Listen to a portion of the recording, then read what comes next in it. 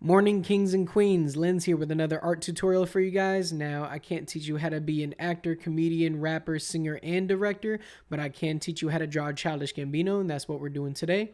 So I like to use Microsoft Paint because it's a free program unlike GIMP or Procreate. I start with a 600 by 600 pixel canvas, and I use the calligraphy tool a lot. I'm also drawing on the XP Pen G640. Alright, so first off, we're going to start with the shape of the face. We're going to get the sides that are a little curved there, have the little bit of cheek shape there. We got the wide chin he's got going on. And we're starting to add in the nose here. He's kind of got like an odd shape for a nose, so just make sure you get that there. He's got the wide nose with like the little curves on the bottom. Just make sure you're getting the shape accurate and make sure that the proportions are correct, Sometimes you might have to resize parts of the face if you mess up. So we're getting started on the lips here.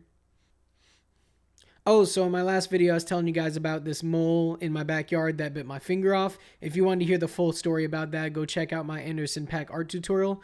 But yeah, so there was a mole infestation I had in my backyard, and one of them actually bit my finger off, so I had to go to the hospital. Now, unfortunately, they couldn't sew my finger back on because the moles had taken the finger and hidden it somewhere. So, I just had to get it stitched up. And, after I got the surgery done, I headed home so I could strangle the mole that bit my finger off with the 7 fingers I had left. Right now, we added in the mustache. We got the little curve, at the bottom of his chin, in between his bottom lip and his chin right here. We got the mustache kind of messy, because it looks messy on his face. It's not like super well kept. So you want to try to stay as accurate as possible. I'm starting to add in his facial hair using the spray paint tool. And what I like to do is kind of go heavy with the spray paint tool on the outer edges to make it look darker around the edges, and then only click it a couple of times as it gets further into the face to make it look like it's going from, really hairy to just a little bit hairy.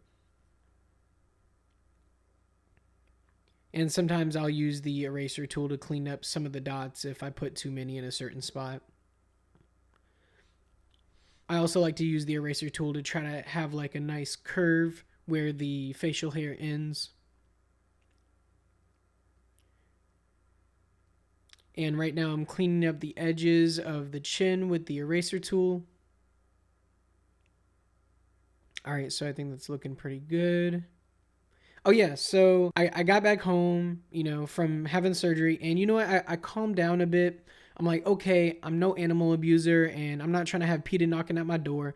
So instead of strangling these moles, I'm gonna see if I can lure them out in my backyard in like a safe way.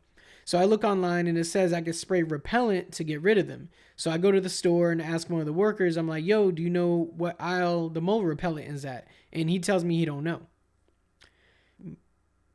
All right, so in here we just drew the eyebrows. They're, really bushy and messy, so feel free to make them like that. And I like to use the selection tool to move around parts of the face like the eyebrows to make sure it's in the right spot. You don't want them too high or too low, especially if you're trying to get, how large their forehead is accurately.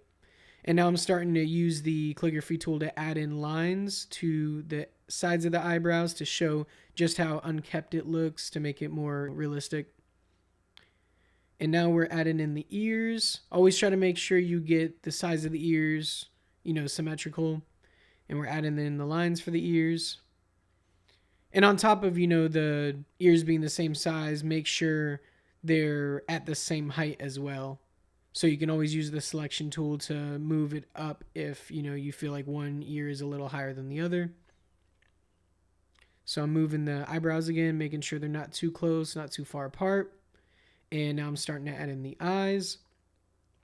Oh yeah, so I'm like, I get to the store, I'm asking the employee, yo, where's the mole repellent? Where's the aisle for that? And he's like, I don't know. And I'm like, what do you mean you don't know? You work here, right? And he like, nah, I don't work here. And I'm like, then why are you wearing the same uniform as the other employees? And he said he took the clothes from a worker he killed so he could have a disguise so he could sneak out with a free TV.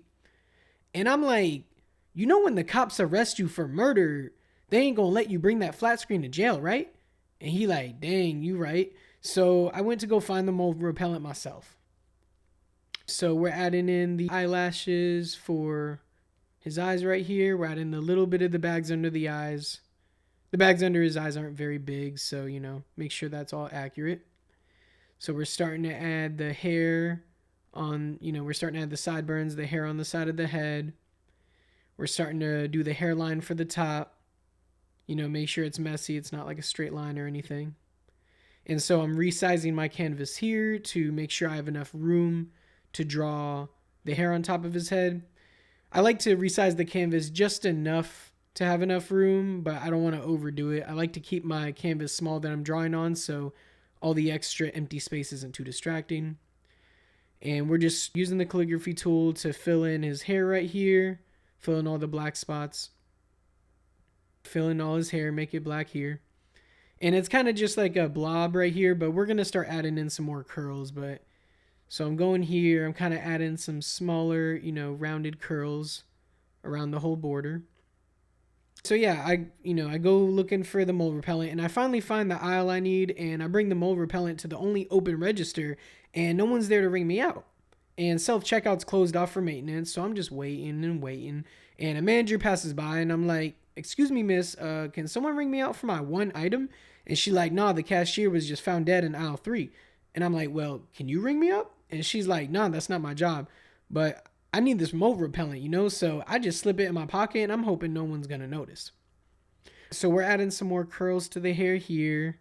The calligraphy tool is nice for this, just keep curling, make sure, cover up all the rough edges.